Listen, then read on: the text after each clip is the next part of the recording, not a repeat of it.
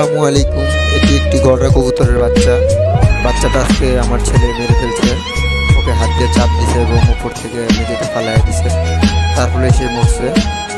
এটার সঙ্গে বাচ্চা দুইটা ছিল, তার মধ্যে একটা বাচ্চা আছে, আরেকটি আর নাই। সে মারা মারা গেছে। আসলে অনেক কষ্ট লাগতেছে বাচ্চাটার জন্য। আর এটা ছিল এর বাবা। এর মাটাও অসুস্থ। আসলে কি হইতেছে আমার সঙ্গে আমি বুঝতেছি না। আমার শখের জিনিসগুলো এইভাবে হারায় যাইতেছে। পরে বাচ্চাটাকে নিয়ে মাটিতে গর্ত করে মাটিতে পুঁতে রাখলাম, যাতে কোনো গন্ধ না ছড়ায়। আসলে আমরা যারা কবুতর পালন করি তাদের কাছে খুব কষ্টের বিষয় হচ্ছে একটা জিনিস হারায় যাওয়া। কি বলবো, এভাবে হারায় যাইতেছে। আসলে এটা দুর্ঘটনা।